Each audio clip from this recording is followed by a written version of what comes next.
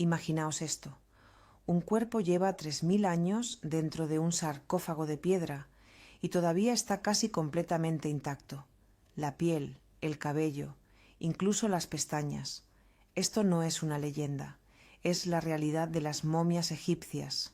Bienvenidos a Ancient Egypt Uncovered, el canal que os lleva más allá de los muros de los faraones, hacia lo más profundo de los secretos de la civilización más antigua del mundo. Soy Angélica y hoy os llevo a un viaje que comenzó hace más de 5000 años y que aún no ha terminado. Suscribíos al canal si todavía no lo habéis hecho y escribid en los comentarios ¿qué es lo que más os fascina del antiguo Egipto? Leemos todos y cada uno de vuestros comentarios. Hoy vamos a hablar de uno de los grandes misterios de la historia de la humanidad. ¿Por qué los antiguos egipcios momificaban a sus muertos? ¿Cómo lo hacían? ¿Y qué significaba todo eso para ellos? Porque no era un simple ritual, era una convicción profunda y absoluta que guiaba toda su existencia. Los antiguos egipcios no creían que la muerte fuera el final. Para ellos la muerte era un tránsito, un umbral entre este mundo y el siguiente.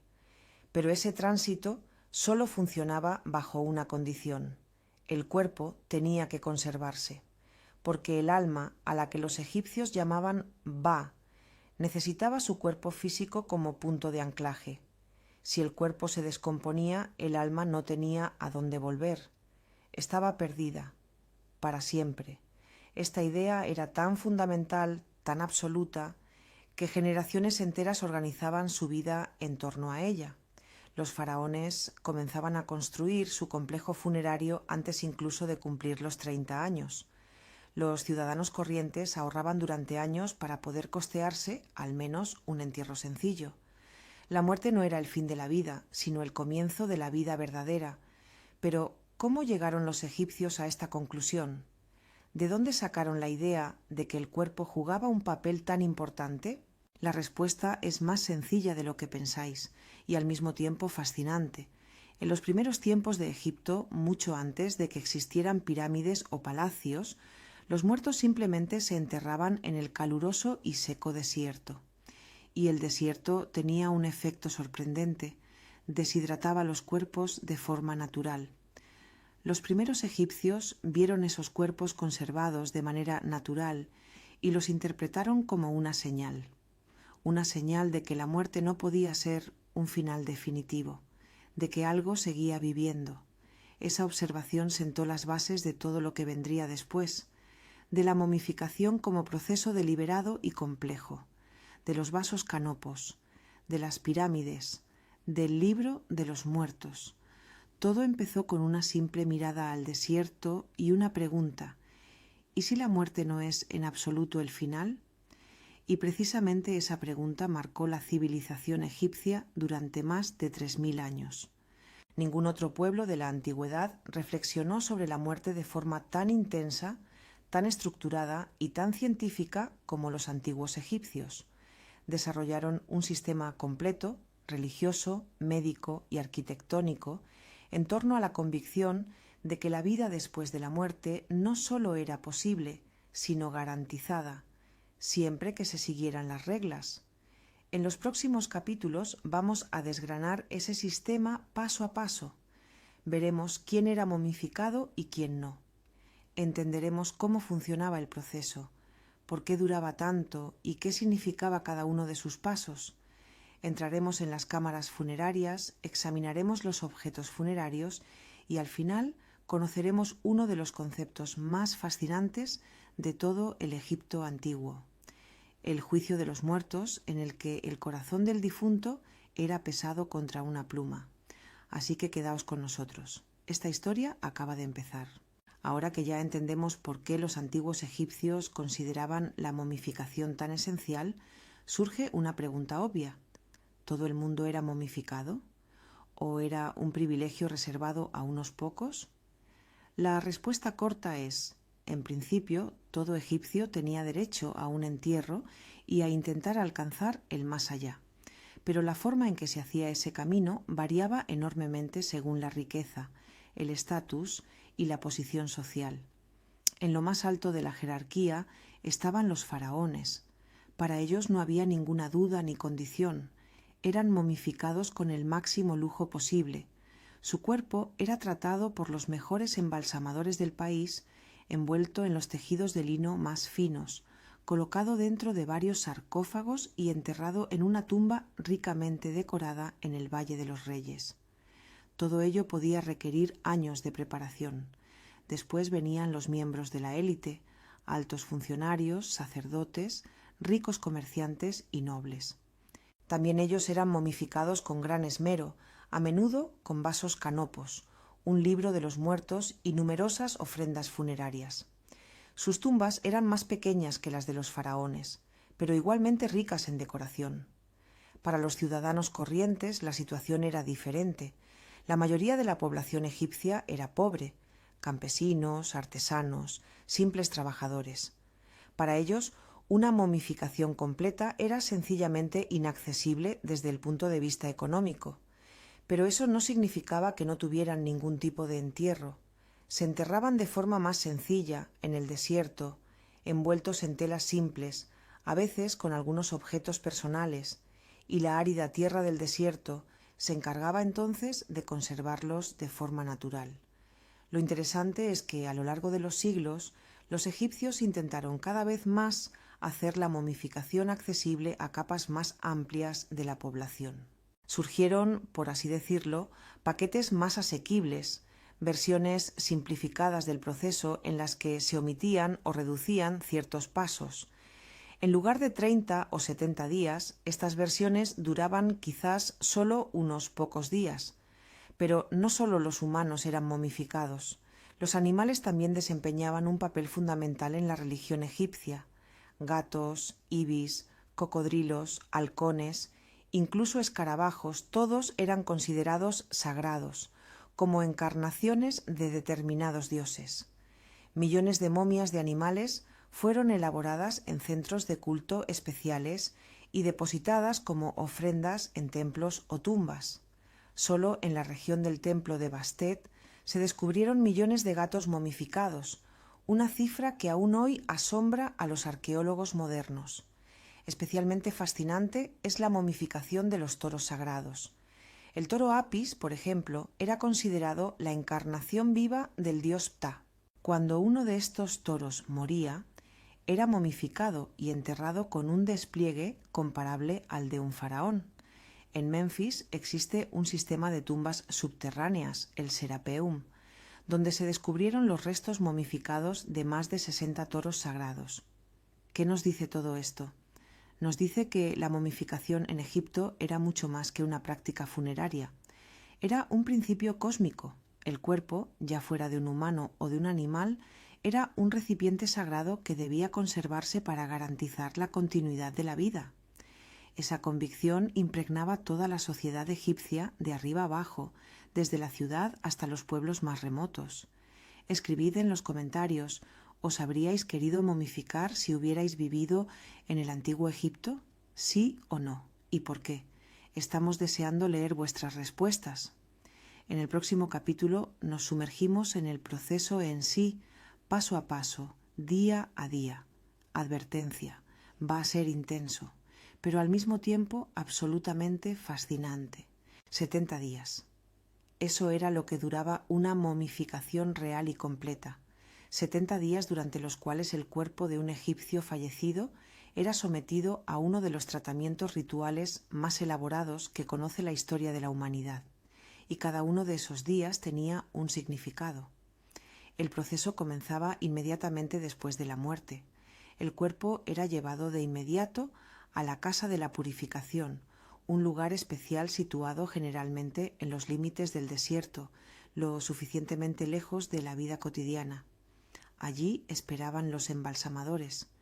Estos hombres eran artesanos altamente especializados y a la vez sacerdotes, porque lo que hacían no era simplemente un trabajo manual, era un ritual sagrado. El primer paso y el más importante era la extracción de los órganos internos. ¿Por qué? Porque son los que más rápido comienzan a descomponerse y podrían arruinar todo el cuerpo. Los pulmones, el hígado, el estómago y los intestinos eran cuidadosamente extraídos y conservados por separado en unos recipientes especiales llamados vasos canopos. Estos vasos tenían tapas con forma de cabezas de animales, el hombre para el hígado, el babuino para los pulmones, el chacal para el estómago y el halcón para los intestinos. Cada tapa representaba a uno de los 4 hijos del dios Horus. El corazón, sin embargo, permanecía en el cuerpo. No era casualidad, sino teología. El corazón era considerado la sede del alma, la mente y el carácter moral. Era el órgano que sería juzgado en el más allá, y por eso tenía que quedarse con el cuerpo. Luego venía un paso que hoy nos parece especialmente sorprendente, la extracción del cerebro. Los egipcios apenas valoraban el cerebro, no creían que tuviera ninguna función importante. En consonancia con eso, su extracción era bastante directa. Los embalsamadores utilizaban un gancho de metal largo y curvado que se introducía por la nariz para extraer el tejido cerebral. Lo que no podía sacarse se licuaba y se vaciaba. El cerebro era después simplemente desechado. Tras la extracción de los órganos, el cuerpo era lavado a fondo con agua del Nilo y aceites aromáticos. Luego comenzaba la fase quizás más decisiva, el secado con natrón. El natrón es una sal de origen natural que en el antiguo Egipto se encontraba en grandes cantidades en el desierto. Extraía la humedad del cuerpo e impedía así la descomposición. El cuerpo era cubierto completamente con natrón por dentro y por fuera, y se dejaba reposar durante unos 40 días. 40 días. Imaginaos eso. 40 días en los que el cuerpo descansaba en ese lecho de sal, mientras los sacerdotes realizaban rituales y oraciones a diario. Después de esa fase, el cuerpo estaba seco, oscuro y considerablemente más ligero que antes. Había perdido hasta el 80% de su peso original. Entonces comenzaba la última fase, el vendado. Los embalsamadores utilizaban para ello cientos de metros de fino tejido de lino. Cada parte del cuerpo, cada dedo de la mano, cada dedo del pie, cada extremidad, era vendada individualmente antes de envolver todo el cuerpo en más capas. Entre las vendas se colocaban amuletos protectores, escarabeos, ojos de Horus, pequeñas figuras de dioses. Durante todo el proceso de vendado, un sacerdote recitaba conjuros protectores del libro de los muertos. Cada capa de lino, cada venda, tenía un significado ritual. No era una cadena de montaje. Era artesanía, religión y ciencia en uno. Al final quedaba una momia completa, firmemente vendada, con una máscara pintada de cartón piedra o de oro, lista para la eternidad. Y esa eternidad, como han demostrado las momias, puede durar realmente miles de años. Una momia sola no era suficiente, porque ¿de qué servía un cuerpo conservado si el alma no tenía nada en el más allá? Para los antiguos egipcios, la vida después de la muerte no era una existencia fantasmal y apagada. Era una vida activa y real que requería alimento, ropa, herramientas y compañía. Y precisamente por eso los muertos eran equipados con todo lo que pudieran necesitar para la eternidad. Los ajuares funerarios eran mucho más que simples símbolos, eran suministros. En las tumbas de las primeras dinastías se depositaban alimentos reales, pan, cerveza, carne, frutas. Más tarde, estos fueron sustituidos por miniaturas, pequeñas figuras de arcilla o madera que representaban sirvientes, panaderos, cerveceros o pescadores. Estas figuras, llamadas usheptis, debían trabajar en el más allá para el difunto, siempre que éste fuera llamado a realizar alguna tarea. ¿Y cuántos usheptis se incluían en el enterramiento? Variaba enormemente. Las personas sencillas quizás solo tenían unos pocos. Los egipcios ricos, en cambio, se hacían fabricar cientos de ellos, uno por cada día del año, más figuras de supervisores que controlaban a los demás.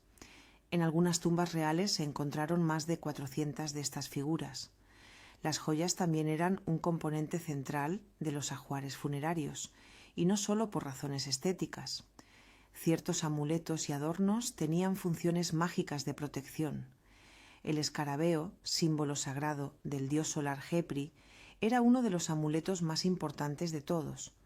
Un escarabeo grande de piedra o fayenza se colocaba a menudo directamente sobre el pecho de la momia, un amuleto del corazón que debía protegerla en el momento del juicio. Y luego está, por supuesto, el libro de los muertos. El libro de los muertos egipcio, llamado en el original el libro de salir al día, era una colección de conjuros, oraciones e instrucciones que el difunto necesitaría en el más allá. Contenía contraseñas para determinadas puertas, fórmulas de protección contra demonios e instrucciones para el juicio de los muertos.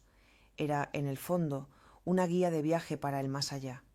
Los egipcios más adinerados se mandaban confeccionar un libro de los muertos personalizado, en un largo rollo de papiro escrito a mano y ricamente ilustrado, con el nombre del difunto anotado en todos los pasajes importantes. Eso era caro, muy caro.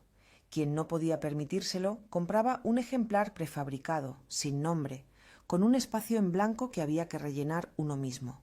Pero en las tumbas no se depositaban solo rollos de papiro, también muebles, instrumentos musicales, tableros de juego, ropa, espejos y objetos personales.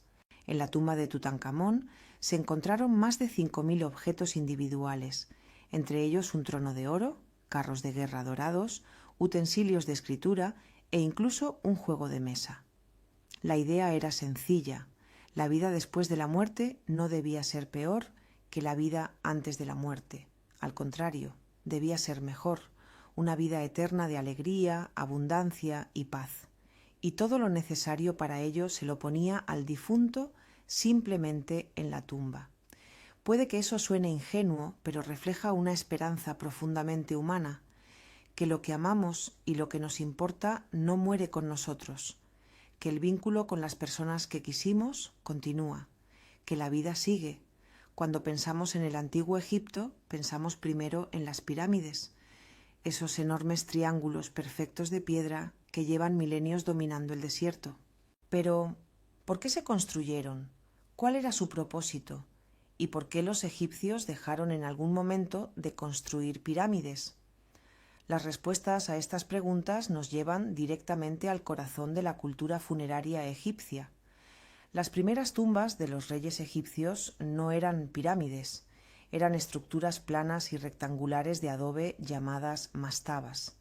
Estas primeras tumbas reales, de alrededor del año 3000 a.C., ya estaban ricamente equipadas, pero arquitectónicamente eran comparativamente modestas. Eso cambió de forma dramática bajo el faraón Dişer hacia el año 2700 a.C. Su genial arquitecto Imhotep apilió varias mastabas una encima de otra, creando así la primera pirámide escalonada de la historia, en Saqqara. Fue un momento revolucionario, no solo arquitectónico, sino también teológico. Cuanto más alta era la tumba, más cerca de los dioses, más directa la conexión con el sol, con el cielo, con el orden divino. En el transcurso de aproximadamente un siglo, las pirámides evolucionaron hasta alcanzar la forma clásica que hoy conocemos: 4 caras triangulares lisas que confluyen en un punto. El punto culminante de esa evolución fueron las 3 grandes pirámides de Giza construidas para los faraones Keops, Kefren y Micerino.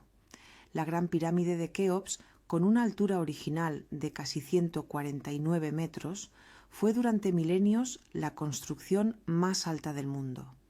Pero por impresionantes que sean estos monumentos, tenían un inconveniente fundamental: eran imposibles de pasar por alto. Todo el que cruzaba el desierto egipcio sabía exactamente dónde estaba enterrado el faraón, y eso significaba saqueadores. Por eso, los faraones del Imperio Nuevo, a partir de aproximadamente el año 1600 a.C., optaron por un cambio de estrategia radical. Nada de pirámides visibles. En su lugar, tumbas secretas excavadas en la roca de un valle remoto al oeste de Tebas. El Valle de los Reyes. Allí, en las calientes rocas calcáreas de la orilla occidental del Nilo, se excavaron en la piedra más de 60 tumbas reales. Largos corredores se adentraban profundamente en la montaña, pasando por cámaras del tesoro y salones con columnas, hasta llegar al complejo funerario propiamente dicho.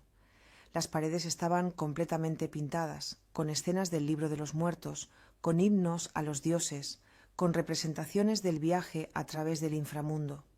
La más famosa de estas tumbas es, por supuesto, la de Tutankamón. Cuando Howard Carter, en noviembre del año 1922, entró como primer hombre en 3000 años en la cámara funeraria de Tutankamón, vio más oro junto en ese momento que ninguna otra persona en la historia moderna. Más de 5000 objetos, un trono dorado, 3 sarcófagos encajados uno dentro del otro, una máscara funeraria de oro, carros de guerra, lechos, frascos de cosméticos, todo completo, todo intacto. Porque la tumba había sido tapiada y olvidada en la antigüedad. Un error de la historia que se convirtió en el mayor hallazgo arqueológico de todos los tiempos, y sin embargo, la mayor parte del oro del Valle de los Reyes ya desapareció hace mucho, en los largos siglos transcurridos entre el final del Imperio Nuevo y la Edad Moderna. Los saqueadores de tumbas expoliaron casi todas las tumbas reales.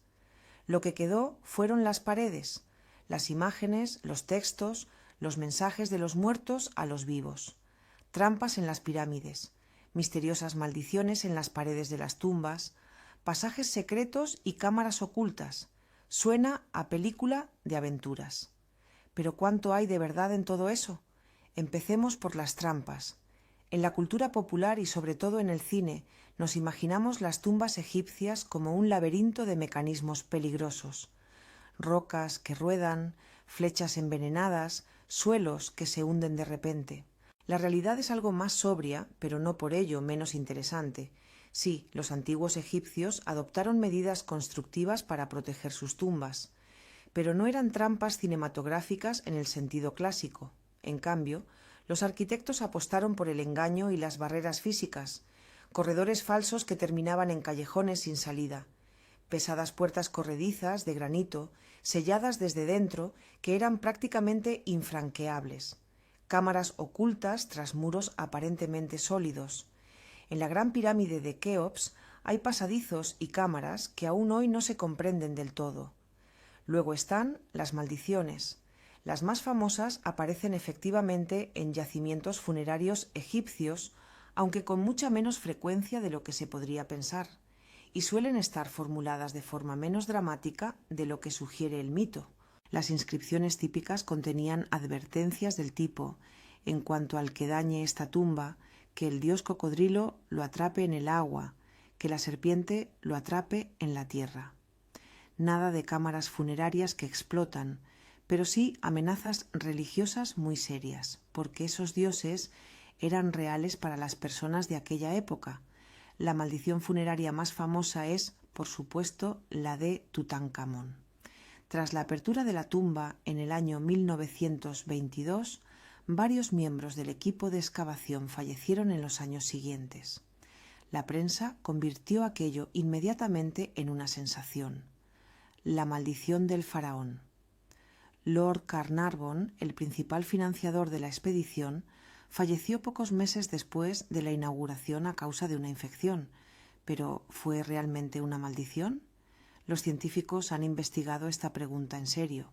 El análisis estadístico muestra que la tasa de supervivencia de los miembros del equipo no era significativamente inferior a la de un grupo comparable de personas de edad similar en aquella época. El propio Howard Carter, quien entró primero en la tumba, vivió 17 años más y falleció en el año 1939 a la edad de 64 años. Lo que sí existía eran posibles peligros biológicos. En tumbas antiguas, selladas durante milenios, pueden acumularse esporas de moho, bacterias y otros microorganismos. Es perfectamente posible que inhalar estas sustancias representara un riesgo para la salud de personas ya debilitadas o de avanzada edad. Una hipótesis interesante, pero no un castigo divino. También resulta interesante cómo veían los propios egipcios a los saqueadores de tumbas. Existen actas judiciales del Imperio Nuevo en las que se interrogó y castigó a saqueadores. Eso demuestra que el problema existía, era real, y el Estado intentaba hacerle frente. A veces los ladrones eran incluso los propios trabajadores que habían construido las tumbas, personas que sabían exactamente dónde estaban los objetos valiosos. Y escribid en los comentarios: ¿creéis en la maldición de Tutankamón o es todo un mito bien vendido? Tenemos mucha curiosidad por saber vuestra opinión. Al final queda una ironía fascinante.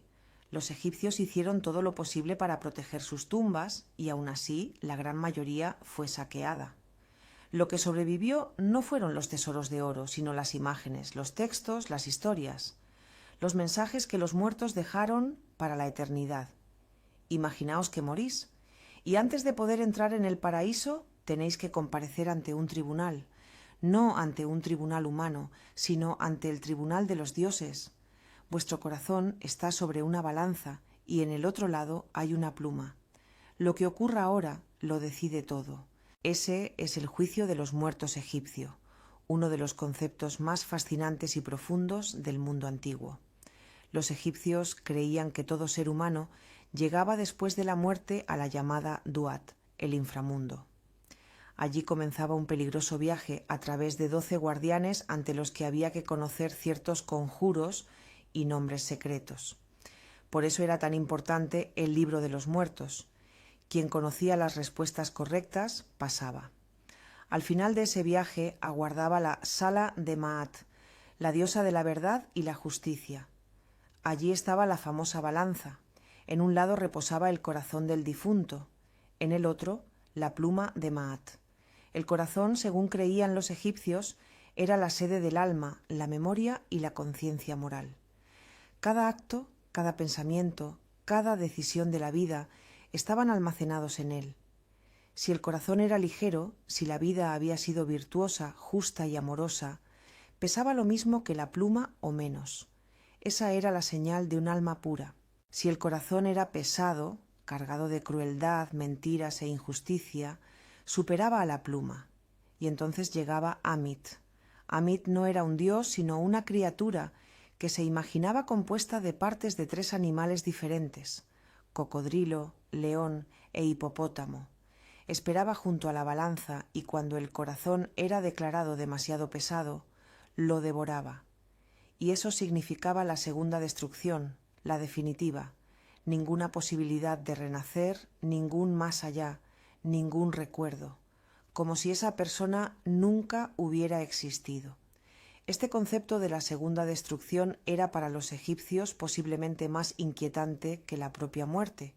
La muerte no era un final, solo una transición, pero esa aniquilación total de la personalidad, esa era la imagen verdaderamente aterradora. Lo interesante es la dimensión moral. El juicio de los muertos no dependía de la riqueza ni del estatus. Un pobre campesino que hubiera llevado una vida buena y justa podía superar el juicio. Un rico faraón que hubiera oprimido a su pueblo podría fracasar. Los dioses no se dejaban sobornar. La balanza era implacable. En el libro de los muertos hay una lista de 42 afirmaciones que el difunto debía hacer ante 42 jueces, una por cada juez. Estas afirmaciones se conocen como confesiones negativas. No he robado, no he mentido, no he maltratado a ningún niño, no he insultado a los dioses, no he dictado sentencias injustas, y así sucesivamente. Lo que esta lista nos dice es notable, es una especie de espejo ético de la sociedad egipcia, un inventario de los valores considerados fundamentales: honestidad, justicia, compasión, respeto a los dioses y a los demás seres humanos. Estos valores no son tan diferentes de los que aún hoy consideramos importantes. Y luego estaba Anubis, el dios de los muertos con cabeza de chacal que supervisaba la balanza, y Tot, el dios escriba con cabeza de ibis, que registraba el resultado. Y por encima de todo velaba Osiris, el soberano del inframundo, el dios de la vida eterna. El juicio de los muertos no era para los antiguos egipcios un concepto teológico abstracto, era una realidad viva y omnipresente que influía en cada día y en cada decisión. Un concepto impresionante que nos muestra cuán profundamente estaba arraigada la dimensión ética en la religión egipcia. ya hemos hecho un largo viaje por el mundo de los muertos egipcios, desde las primeras momias naturales en el desierto, pasando por el proceso de embalsamamiento de 70 días a través de las cámaras del tesoro de las tumbas reales, junto a las maldiciones y las trampas, hasta la balanza de los dioses. Ahora es el momento de plantearse una última pregunta. ¿Cuál es el legado de las momias? ¿Qué significan para nosotros hoy? La respuesta es más compleja de lo que quizás se esperaría. Empecemos por la ciencia. Las momias egipcias tienen un valor incalculable para la medicina moderna y la antropología. A través de su estudio, primero mediante análisis físicos y hoy mediante tomografías computarizadas de alta resolución, sin ningún tipo de daño, los científicos han obtenido una gran cantidad de conocimientos. Ahora sabemos que los antiguos egipcios sufrían muchas de las enfermedades que también nos afectan hoy: arteriosclerosis, artritis, dolores de espalda, problemas dentales. Sabemos que incluso los faraones y la nobleza no estaban a salvo de los parásitos. La momia de Tutankamón mostraba indicios de varias enfermedades simultáneas, entre ellas malaria y una enfermedad ósea que afectaba a su modo de caminar. No es otra cosa que una historia clínica desde 3000 años de distancia. Las momias también nos han informado sobre la alimentación, el cuidado personal, la ropa y la vida social de los antiguos egipcios. Peinados, maquillaje, tatuajes, cicatrices, todo eso es a veces todavía reconocible en las momias. Es una conexión directa y física con personas que vivieron, amaron, trabajaron y murieron hace 3000 años. Luego está la historia cultural. Las momias egipcias han marcado profundamente la conciencia occidental, y no siempre de la manera más digna. En el siglo XIX, las fiestas de desvendado de momias estaban de moda en Inglaterra. Gente adinerada compraba momias auténticas y organizaba reuniones sociales en las que las momias eran solemnemente desenvueltas. Lo que ocurría con los restos humanos era a menudo lamentable. Ese capítulo de la historia nos recuerda con qué facilidad la curiosidad puede convertirse en falta de respeto. Hoy el trato con las momias ha cambiado radicalmente. Museos de todo el mundo se están replanteando cómo exponer los restos humanos.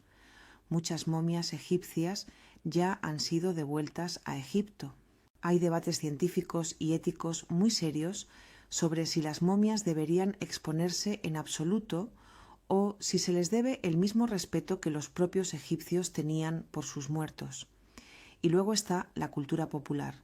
Las momias son ya inseparables de la imaginación de la gente. Desde el clásico La momia del año 1999 hasta las historias de terror modernas, la figura de la momia vendada que vuelve a la vida es una imagen fija en nuestro imaginario colectivo. ¿Qué es lo que tanto nos atrae de ella? Quizás el cruce de fronteras, la vida que se niega a morir, el pasado que irrumpe en el presente. Pero quizás el legado más profundo de las momias es sencillamente este.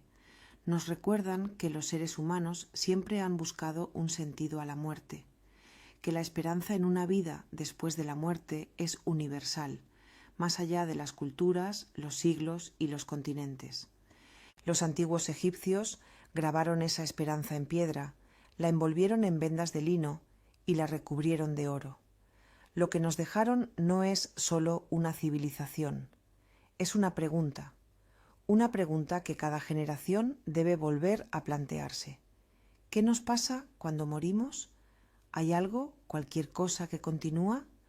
Las momias no nos dan una respuesta definitiva, pero nos muestran que los seres humanos sintieron esa fe con tanta fuerza que estaban dispuestos a organizar toda su vida en torno a ella, y eso, por sí solo, es extraordinario. Muchas gracias por haber llegado hasta aquí. Soy Angélica y esto ha sido Ancient Egypt Uncovered. Si os ha gustado esta historia, dejad una valoración de 5 estrellas y suscribíos al canal. Tenemos aún muchos secretos esperando ser descubiertos y, muy importante, escribid en los comentarios. ¿Qué es lo que más os ha sorprendido? ¿Cuál ha sido vuestro capítulo favorito? ¿Os imagináis viviendo en el antiguo Egipto? Leemos y respondemos vuestros comentarios, así que dejadnos vuestros pensamientos. Nos vemos en el próximo episodio.